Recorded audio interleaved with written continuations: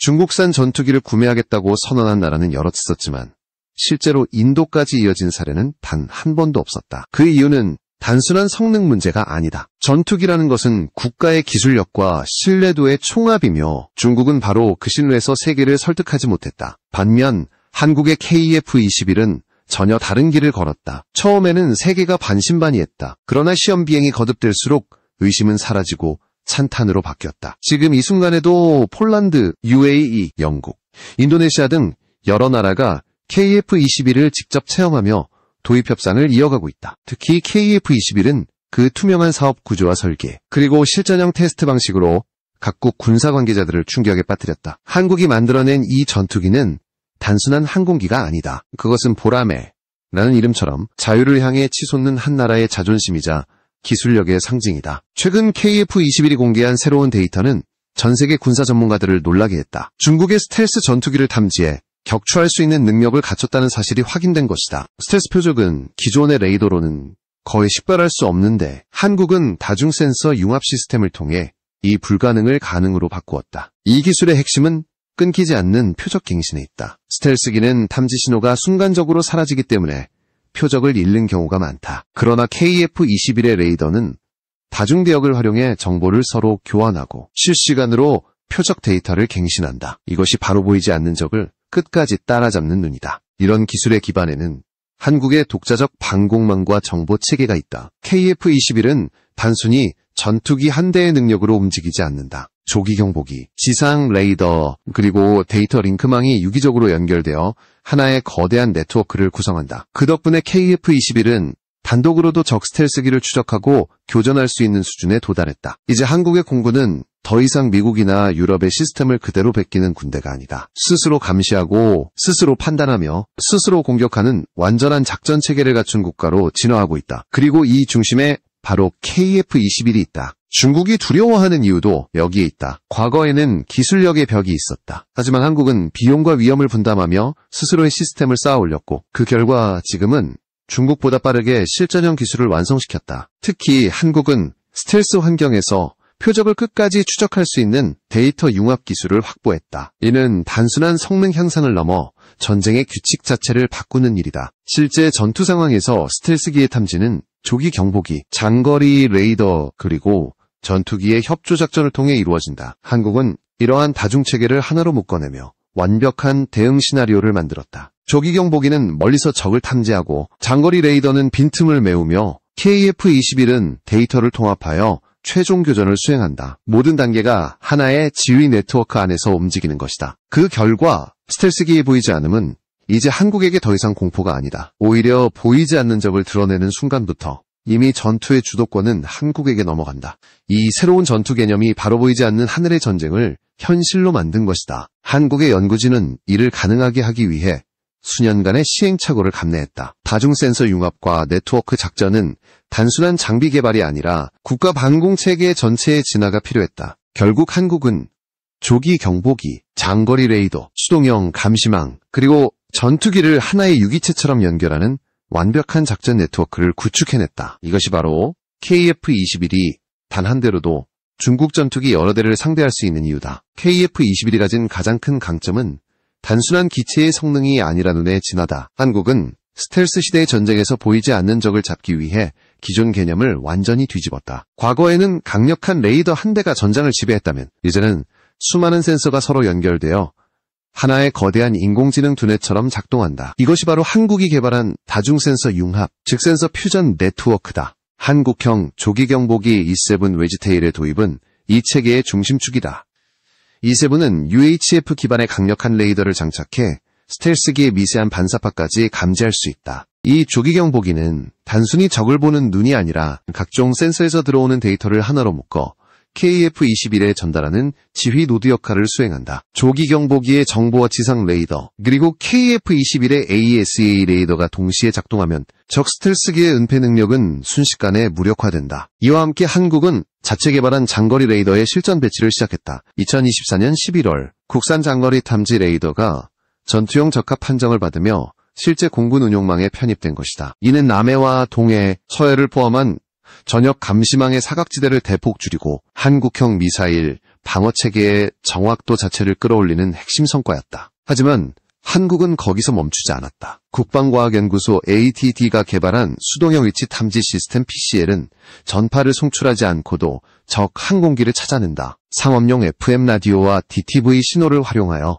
반사파의 도달 시간과 도플러 차이를 계산함으로써 표적의 궤적을 역추적한다. 이 방식은 적의 전자전 방해에도 흔들리지 않으며 전파를 사용하지 않기 때문에 위치가 노출되지 않는다. 이 기술은 단순한 이론이 아니다. 이미 한국은 FM 기반 PCL 알고리즘의 실시간화에 성공했고 150에서 300km의 탐지 범위를 실험적으로 달성했다. 이는 스텔스기를 포함한 모든 비가시 표적에 대한 조기 경보 능력을 완전히 새로운 수준으로 끌어올린 것이다. 이러한 감시망이 완성되면 한국의 공중전 개념은 완전히 바뀐다. 스텔스기는 더 이상 숨어있을 수 없다. 조기 경보기는 먼 거리에서 적을 감시하고 장거리 레이더는 빈틈을 메우며 PCL은 표적을 놓치지 않는다. 그리고 KF-21은 이 모든 데이터를 통합해 스스로 목표를 식별하고 교전 결정을 내린다. 전투기의 눈이 이 정도로 정밀해지면 적의 회피 궤적은 점점 좁아진다. 스텔스 전투기가 아무리 기동을 바꾸어도 그 궤적은 이미 다중 센서의 분석망 속에 기록된다. 이 데이터는 실시간으로 미사일에게 전달되어 비가시거리 BVR 전투에서도 정확한 표적 갱신이 가능하다. 결과적으로 스텔스기의 은폐는 무용지물이 된다. 이렇게 구축된 한국형 방공망은 단순한 방어체계가 아니다. 그것은 공격의 전초기지이자 적의 전술을 거꾸로 읽는 새로운 개념의 전쟁 도구다. 이제 한국은 먼 곳에서 많이 보는 나라가 아니라 정확히 보고 끝까지 추적하는 나라로 변했다. 조기 경보기와 레이더, 그리고 PCL이 결합된 이 시스템의 본질은 지속적 탐지다. 목표를 한 번 포착한 순간 한국의 작전망은 그것을 끝까지 따라간다. 심지어 산악이나 해상 잡음 혹은 전파 교란 속에서도 미세한 신호의 차이를 추적해 적의 실루엣을 복원한다. 그 결과 스텔스기는 들어오면 들키고 들키면 격추되는 표적이 된다. 세계 각국의 군사 전문가들은 한국의 이 성취를 AI가 지휘하는 실시간 작전망의 완성형이라 평가했다. 전투기 한 대가 아니라 정보의 흐름이 전쟁을 지배하는 시대가 열린 것이다. 그리고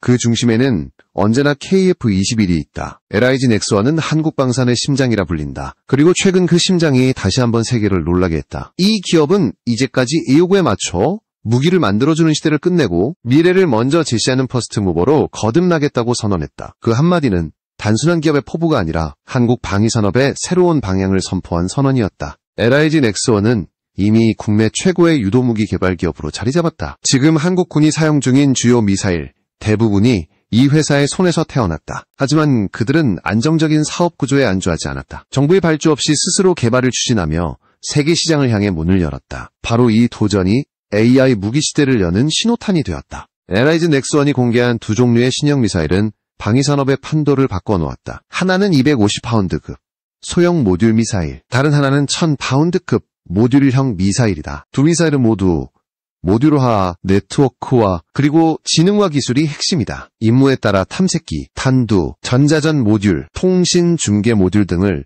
자유롭게 교체할 수 있으며 하나의 플랫폼이 수십 가지 임무를 수행할 수 있다. 특히 250파운드급 소형 미사일은 사실상 자율형 무인 전투기에 가까운 능력을 보여준다. 탄소 복합 소재를 이용한 고스텔스 설계, AI 기반의 임무 판단, 그리고 드론처럼 군집 비행이 가능한 시스템을 갖췄다. 심지어 엔진을 탑재하지 않은 활공형 모델과 추진력을 가진 추진형 모델 중 선택할 수 있어 작전 환경에 맞는 유연한 대응이 가능하다. 이 미사일은 전파 제밍, 전자전, 기만, 감시 정찰, 통신 중계까지 모두 수행할 수 있다. 예를 들어 적의 방공망을 교란시키는 소형 미사일들이 먼저 돌입해 적의 레이더를 무력화시키고 그 틈을 이용해 타격용 미사일들이 적 함선의 약점을 공격한다. 동시에 통신 미사일이 실시간으로 정보를 중계해 최적의 공격 타이밍을 맞춘다. 한마디로 인간이 지휘하지 않아도 미사일들끼리 전투를 수행하는 것이다. LIG 넥스원이 만든 1000파운드 금 모듈 미사일은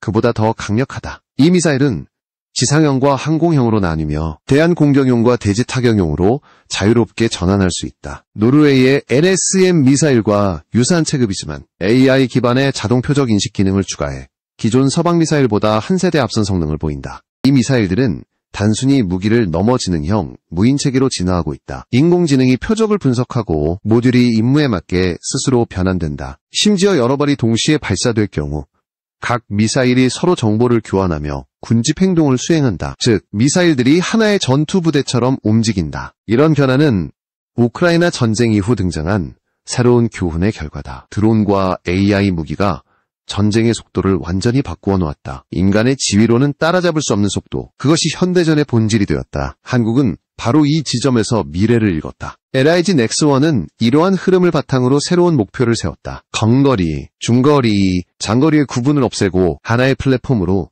모든 거리의 목표를 대응하는 통합형 미사일을 개발하는 것이다. 이를 위해 이중 펄스 램제트 기술, 고체 로켓 모터, 그리고 AI 제어 시스템을 결합한다. 현재 LIG 넥스1이 추진 중인 단거리 공대공 미사일은 서방권 최고 성능인 AIM-9X, 아이리스-T, 미티어와 경쟁할 수준이다. 심지어 한국은 단거리 미사일의 기동성 한계를 뛰어넘기 위해 100G 이상의 가속도를 견디는 탄체를 개발 중이다. 이는 기존 서방 미사일이 감당하지 못하는 고기동 영역까지 진입하겠다는 의미다. 한국이 이 신형 미사일들을 실전 배치하게 되면 단순히 KF-21을 위한 무장이 아니라 한국 자체의 독립 수출 품목이 된다.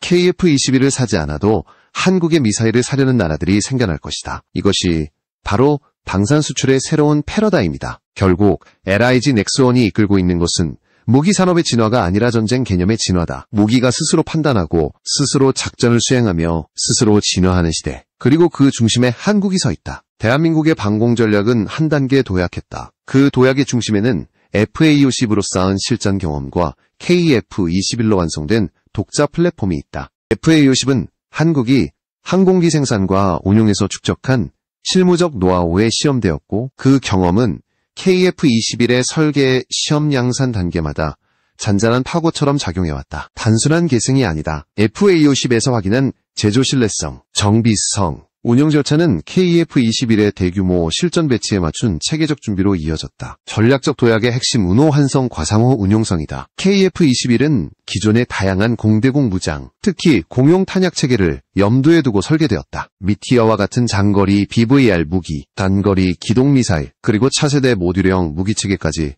하나의 플랫폼에서 통제 가능하도록 패키징되었다. 이는 전시 지속성 측면에서 엄청난 이점이다. 동일 탄약군을 여러 기종이 공유하면 보급과 전력 유지가 훨씬 수월해지며 동맹국과의 탄약 보급 협력도 현실성이 높아진다. 또 다른 핵심은 글로벌 방산 네트워크다. 한국은 이제 단순한 무기 공급국을 넘어 방산 생태계를 수출하는 국가가 되고 있다. KF-21 본체뿐만 아니라 엔진, 레이더, 전자광학 장비, 미사일 패키지까지 하나의 솔루션으로 제시할 수 있는 능력은 구매국의 매력적인 선택지를 제공한다. 예를 들어 폴란드나 영국과의 협의에서는 단순한 기체 판매가 아니라 훈련, 정비 부품 공급망까지 포함한 완전한 전력전환 패키지가 논의되고 있다. 훈련과 전력전환의 문제도 중요하다. FA-50 운용을 통해 축적된 조종사 훈련 커리큘럼과 정비 인프라는 KF-21로의 이행을 가속화하는 기폭제가 된다. KF-21을 도입하려는 국가는 이미 검증된 훈련 솔루션과 기술 이전 옵션을 함께 고려할 수 있다.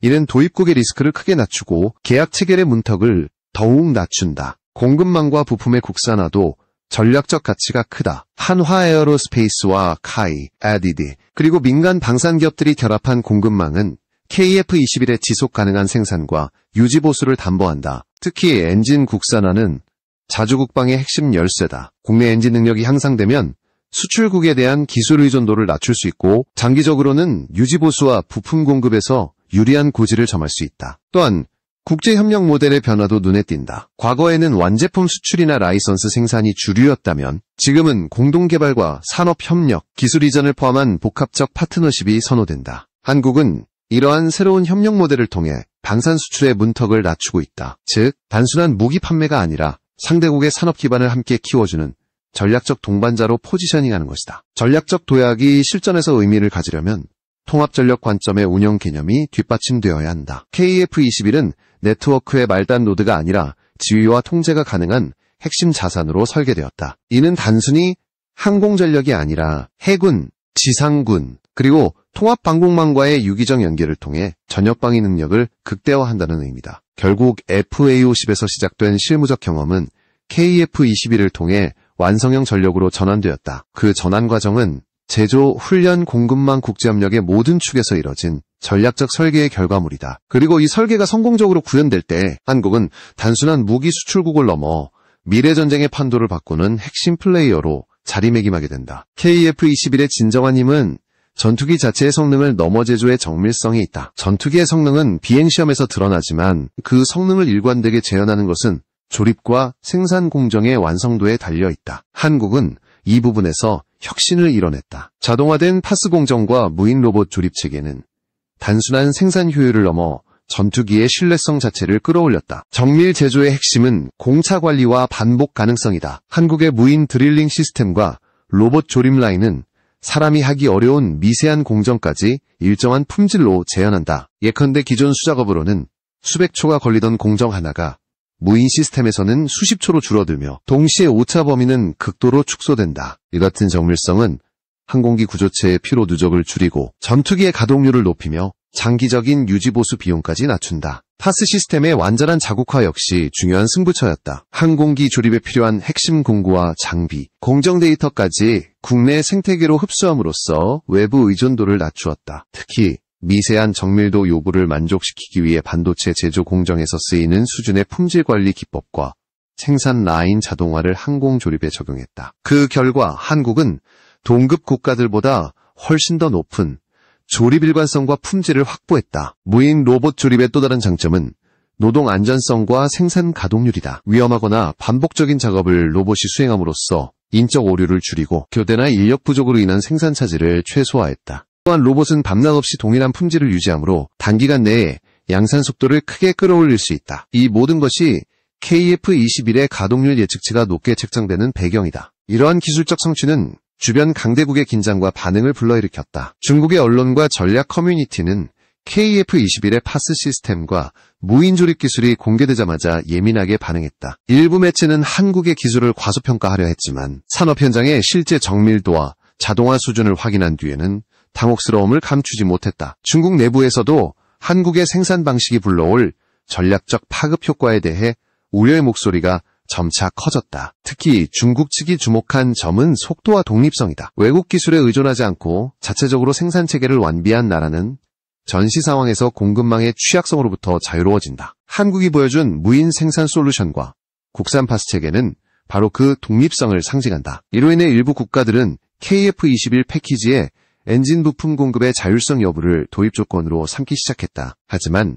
기술적 진보는 단지 경쟁을 위한 수단에 그치지 않는다. 한국 내부에서는 이 같은 생산 혁신이 산업 전체의 경쟁력을 끌어올리는 계기가 되었다. 항공부품의 국산화와 정밀 자동화 기술은 민간 항공과 반도체 장비 산업에도 파급되어 새로운 성장 동력을 만들어낸다. 방산의 기술이 민간 산업으로 확산되는 선순환 구조는 결국 국가 전반의 기술 자립과 경제적 파급력을 키운다. 결국 KF-21의 파스 시스템과 무인 로봇 생산은 전투기의 전투력만을 높인 것이 아니다. 그것은 국가 전략의 한 축을 바꿀 만큼의 산업적 의미를 지닌다. 제조의 정밀성과 생산의 자립성은 전시와 평시를 불문하고 국가의 안보와 경제를 동시에 강화한다. 중국의 당황스러운 반응은 바로 그 점을 한국이 현실로 만들었음을 보여주는